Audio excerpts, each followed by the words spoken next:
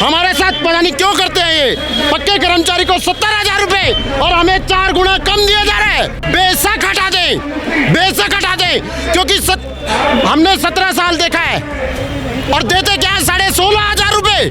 जिंदगी ढलती जा रही है पक्के होने की उम्मीद में।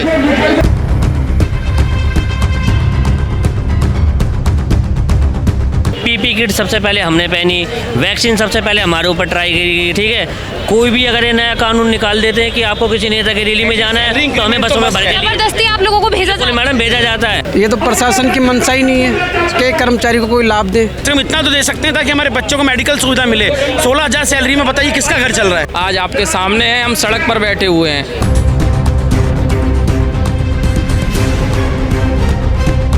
अधिकारी हमारे काम पर वाहवाही लूटते हैं, लेकिन हमारे हक के बारे में, हमारे बच्चों के भविष्य के बारे में कभी नहीं सोचते। भारी भारी मशीनें कई बार लेके भी गिर जाते हैं। पिट्ठू पंप लेके गिरते हैं, पिट्ठू पंप से दवाइयाँ करते हैं, टंकियों को चेक करते हैं, बहुत इतना काम करते हैं। उसी काम के हमें सिर्फ 16,500 रुपये मिलते हैं। हम अपने बच्चों का अपना पालन पोषण शिक्षा ठीक प्रकार से नहीं दिला पा रहे हैं। नमस्कार, आप देख रहे हैं दिल्ली अप टू डेट और मैं आपके साथ अलका। इस समय हम मौजूद हैं दिल्ली के सिविक सेंटर पे, जहां भारी मात्रा पे एमपीसीडी वर्कर एकत्रित हुए हैं और इनकी कुछ डिमांड्स हैं। तो हम जानेंगे कि आखिरकार क्या वजह है जो ये इतनी भारी मात्रा में आज सड़कों पर आ गए हैं। वो एमसीडी वर्कर जो हमारे पूरे वातावरण का ध्यान रखते हैं, आखिर क्या रीज़न है जो आज उन्हें यहाँ पे एकत्रित होना पड़ा। तो सर, किस वजह से आप लोग यहाँ इकट्ठे हुए हैं? हम समान काम समान वेतन और अपने परमानेंट के हक के लिए यहाँ पर आए हैं। तो कितने समय से संघर्ष चले जा रहा है? हमारा कम से कम 20 वर्षों से संघर्ष चल रहा है ये, और हमसे जो पहले कर्मचारी थे जो 30 वर्षों से इसमें काम कर रहे हैं, अभी तक प्रशासन ने हमारी कहीं तक भी कोई सुनवाई नहीं की। जिसकी परमानेंट ना करने का कोई रीज़न बताया गया है? नहीं, कोई रीज़न नहीं बताया गया। तो जिस समय आपकी भर्ती होती है उस समय आप टेम्पररी ही एम्प्लॉय बनते हैं? जिस समय हमारी भर्ती हुई थी उस समय हमें कॉन्ट्रेक्चुअल फील्ड वर्कर पर रखा गया था। आज हमें 20 वर्ष हो गए संघर्ष करते करते, पर निगम प्रशासन ने हमारी तरफ ध्यान देना बिल्कुल ही बंद कर दिया। क्या वजह हो सकती है इस भेदभाव की, क्या लगता है? ये तो प्रशासन की मंशा ही नहीं है कि कर्मचारी को कोई लाभ दे। सर, जैसे आप ये हाथ में बैनर लेके खड़े हैं एमटीएसपीआर को एक समान वेतन दो, तो वेतन में किस तरीके का भेदभाव देखा जा रहा है? मैडम, वेतन में कई तरह का भेदभाव है। जो हमारी ही पोस्ट पर काम कर रहे हैं वो नॉर्थ जोन में, नॉर्थ एमसीडी होती थी पहले, अब तो पूरी एमसीडी है, उनको बेसिक प्लस डीए के आधार पर सैलरी दी जाती है और हमको दिल्ली सरकार का मिनिमम बेच दिया जा रहा है। ये वजह है मैडम, वजह तो ये तो भेदभाव है प्रशासन का। वजह कुछ नहीं है, काम दोनों का एक समान है, ड्यूटी एक समान है, ड्यूटी आवर एक समान है, पोस्ट एक समान है, वो भी कॉन्टेक्चुअल है, हम भी कॉन्टेक्चुअल है, फिर भी वेतन में उन्होंने बहुत भेदभाव किया हुआ है। आप कितने लंबे समय से अपनी आवाज़ उठा रहे हैं? हम करीब 10 वर्षों से अपनी आवाज़ उठा रहे हैं कि हमें सभी के समान वेतन दिया जाए। सभी के काम एक हैं, सभी कॉन्ट्रेक्चुअल पोस्ट पर लगे हुए हैं। एक यूनिफाइड एमसीडी हो चुकी है मई 2022 में, लेकिन फिर भी निगम प्रशासन और शासन सोए हुए हैं। आज आपके सामने हैं, हम सड़क पर बैठे हुए हैं। हम ज़मीनी स्तर पर काम करते हैं दिल्ली को डेंगू, मलेरिया और चिकनगुनिया जैसी खतरनाक बीमारियों से बचाने के लिए। हम सभी कर्मचारी जो आज सड़क पर बैठे हुए हैं वह हम ज़मीनी स्तर पर काम करते हैं, और अधिकारी हमारे काम पर वाहवाही लूटते हैं, लेकिन हमारे हक के बारे में, हमारे बच्चों के भविष्य के बारे में कभी नहीं सोचते। ये हाल पहले से ही है या अभी गवर्नमेंट जो चेंज हुई है उसके बाद कुछ ज़्यादा परेशानी आने लगी? नहीं, देखिए, परेशानी तो शुरू से ही है हमारे साथ। जो सैलरी में भेदभाव है, इसको लेके हमने कई बार अधिकारियों से मीटिंग की है। अधिकारियों को कहना है इतना मोटा जो बजट है, इतना जो अतिरिक्त बाहर आएगा एमसीडी पर, वो हम पूरा नहीं कर पाएंगे। एमसीडी ठीक स्थिति में नहीं है, जब ठीक होगी तब हम आप लोगों को विचार करेंगे। 10 सालों से ठीक नहीं हुई? बिल्कुल ठीक नहीं हुई है।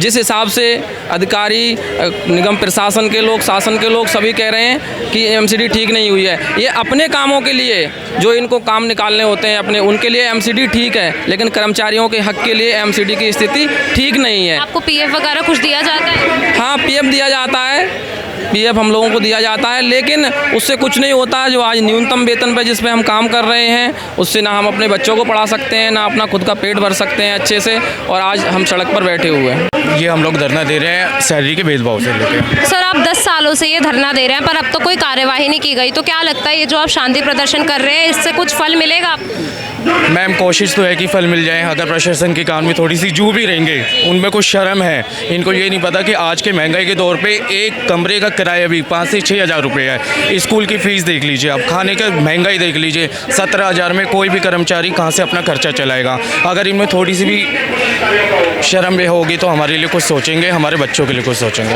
ये अधिकारियां हमारा बंटवारा करना चाहते हैं जिससे कि हमारी एक आवाज़ ना हो सके। हर जोन में हर साथी के साथ अलग अलग भेदभाव हो रहा है। 5 तरह 6 प्रकार की हमारी वेतन दिया जा रहा है। हम जो 96 से 29 साल हमने निगम को दिए और निगम को हमने ऐसे ऐसे काम किए जो निगम अधिकारियों ने हमसे जो भी काम के लिए ऑर्डर निकाला। हमारा एक ही काम नहीं है। जब हमारा सीजन ऑफ होता है हमको हाउस टैक्स में, बिल्डिंग डिपार्टमेंट में जगह जगह हमारा प्रयोग किया जाता है, लेकिन प्रयोग करने के बाद फिर हमको वहीं छोड़ दिया जाता है। हम अपने बच्चों का अपना पालन पोषण शिक्षा ठीक प्रकार से नहीं दिला पा रहे हैं। इसलिए हमारे कुछ साथी अब रिटायर भी हो चुके हैं। आज हम 29 तारीख को मजबूरन यहाँ आए हैं कि यदि हमारा भरपेट भोजन लायक वेतन या नियमित नौकरी नहीं दी गई तो ये आंदोलन हम लंबे समय तक चलाएंगे। कहते हैं भूखे पेट भजन ना हो गोपाला, चाहे ले लो अपनी कंठी माला। चाहे हमारी नौकरी चली जाए लेकिन हम यहाँ से भरपेट भोजन लायक वेतन लेकर के जब ही उठेंगे, चाहे हमें अपने प्राणों की आहुति देनी पड़े। आ रहे हैं, फ़ोन आ रहे हैं इंस्पेक्टरों, कह रहे हैं CFW को 3 बजे तक आ जाओ नहीं तो निकाल दिया जाएगा। धमका रहे हैं कि नौकरी आपकी हटा दी जाएगी। लेकिन इस बार डरने वाले नहीं है। चाहे CFW और DVC जो है कुछ ना कुछ लेके ही जाएंगे, क्योंकि इसके सिवा कुछ बचा नहीं है। लाइफ ख़त्म हो गई है।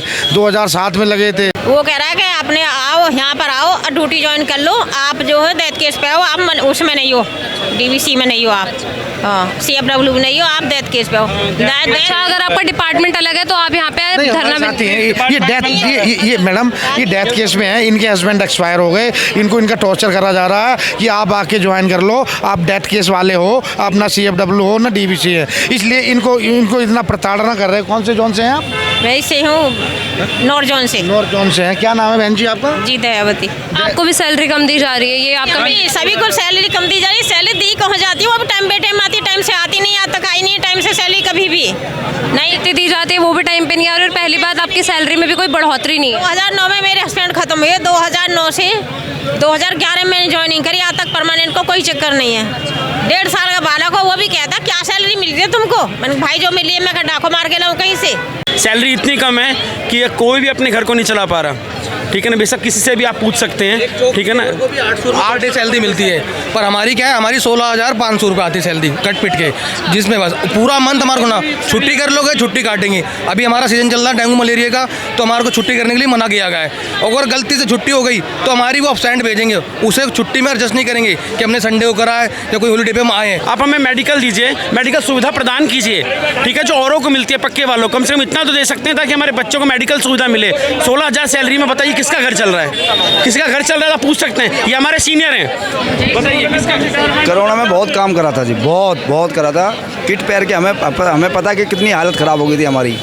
ये सब हमारे हैं सारे स्टाफ के। बहुत कर्मचारियों ने मतलब हमें कोरोना काल के दौरान भी बचाया। आज उन्हीं की सुरक्षा में कुछ चीज़ें नहीं हो रही। सबसे PP किट सबसे पहले हमने पहनी, वैक्सीन सबसे पहले हमारे ऊपर ट्राई करी। ठीक है, कोई भी अगर ये नया कानून निकाल देते हैं कि आपको किसी नेता की रैली में जाना है तो हमें बसों में भर के जबरदस्ती आप लोगों को भेजा जाता है। मैडम भेजा जाता है, बिल्कुल भेजा जाता है। कोरोना के टाइम पे सही करें भाई कि कोरोना के टाइम पे हमारे साथ ऐसे किया गया इन्होंने। ठीक है, और सैलरी दे रहे कितनी है हमें? 16,000। हमारे लिए कोई भी अधिकारी मतलब कोई भी किसी को कोई नहीं सोचता। मतलब उनका कहना ये है आप 2-3 दिन हड़ताल करेंगे उसके बाद शांत हो जाएगी। ये सब कहने वाली सिचुएशन देने वाली है। बस आसन दे देते हैं कि हमें हटा देते हैं, फिर सोचते हैं ये कि ना हाँ 10 मिनट की कॉपी दे देते हैं। हमें कुछ नहीं सोचते हमारे बारे में। हमें 13-14 हज़ार सैलरी में क्या करा, क्या हमारा कुछ करा होगा? 14-15 साल सैलरी में। अगर अभी सुनवाई नहीं की गई तो आप लोग क्या कदम उठाएंगे ये बताइए? झाड़ू भी हम लोग लगाते हैं उसमें झाड़ू। हम तो नालियों में भी पोछा लगवाते, दवाई डलवाते हैं, फ्यूमिगेशन, धुआं, सब कुछ करते हैं हम, फिर भी हमारे लिए कोई भी अधिकारी हमारा साथ नहीं देता। पहले कहते थे कि तुम्हारी पोस्ट नहीं है, पोस्ट पे नहीं हो तुम लोग, तुम्हारे को हम परमानेंट नहीं कर सकते हैं। जिस दिन आपकी पोस्ट बन जाएगी हम आपको 24 आवर्स में पक्का कर देंगे। इनके वर्ड है, इनके क्या ही रिकॉर्डिंग भी है पहले की, लेकिन ये 1 साल 2 साल होने वाले हो रहे हैं हमें MTS बने हुए, लेकिन हमारे को पक्का तो छोड़ो, हमारी तनख्वाह तक नहीं बढ़ाई है। जिस काम को, जिस कार्य को हम लोग करते हैं उसको इसी कार्य का 70,000 रुपये मिलता है, 60 से 70,000 रुपये के करीब मिलता है। लेकिन हम जो काम करते हैं, हम मशीनें चलाते हैं धुएं की, बिल्डिंगों पे चढ़ते हैं, भारी भारी मशीनें हैं, कई बार लेके भी गिर जाते हैं, पिट्ठू पंप लेके गिरते हैं, पिट्ठू पंप से दवाइयाँ करते हैं, टंकियों को चेक करते हैं, बहुत इतना काम करते हैं। उसी काम के हमें सिर्फ 16,500 रुपये मिलते हैं। और एक पक्के कर्म, इतना भेदभाव क्यों किया जा रहा है? मेरे पिताजी को 20 साल हो गए हैं गुजरे हुए, मुझे 5 साल बाद नौकरी मिली, मतलब मुझे 5 या 17 साल के करीब मुझे जो है इस जॉब करते हुए हो गए। मैं डेथ केस का कर्मचारी हूँ। अभी मुझे पता लगा है कि मैसेज भेज रहे हैं 4 बजे आपको जाना है कि हमें जो ना हटा देंगे, बेशक हटा दें, बेशक हटा दें, क्योंकि हमने 17 साल देखा है और देते क्या है 16,500 रुपये, 16,500 रुपये में हमसे धुएं की भारी में से जिंदगी ढलती जा रही है पक्के होने की उम्मीद में, जिंदगी ढलती जा रही है पक्के होने की उम्मीद में। अब तो हमारे बच्चे भी जमा हो गए हैं, यहाँ से यहाँ हो गए हैं पक्के होने की उम्मीद में। कम तनख्वाह और बढ़ता बोझ, घर घर में मच्छर की खोज, घरों में मच्छर की खोज करते हैं हम, इतनी कम तनख्वाह में, जब बीमारी और संक्रमण से जूझ रहा था देश, बीमारी और संक्रमण से जूझ रहा था देश, कोरोना से कैसे बचेंगे, कैसे बचेंगे पूछ रहा था देश, तब पीपी किट पहनकर हम पीपी किट पहनते थे और बदल के भेष मरीजों तक पहुंचते थे हम पक्के होने की उम्मीद में। क्यों भेदभाव किया जा रहा है? हमारे साथ पता नहीं क्यों करते हैं ये, पक्के कर्मचारी को 70,000 रुपये और हमें 4 गुना कम दिया जा रहा है, ऐसा क्यों करते हैं ये हमारे साथ? अपनी हिटलरशाही तानाशाही चला रहे हैं और जो कि एक बहुत बड़े बेईमानी कर रहे हैं निगम के साथ और हमारे साथ। और एक मिनट, और बिल्कुल ये हमारे भविष्य के बारे में या हमारे बच्चों के भविष्य के बारे में बिल्कुल भी जरा सी नहीं सोचते। कब तक आप लोग यहाँ जमा रहेंगे? जैसे अभी आप लोग जुटे हुए हैं एक साथ, कब तक ये एकता देखने को मिलेगी? हम यहाँ बिल्कुल आखिरी हद तक हैं, चाहे हमें बाहर निकाल दो, चाहे हमें अंदर रख लो, लेकिन इस पैसे में हमारा जो गुजारा नहीं हो रहा है।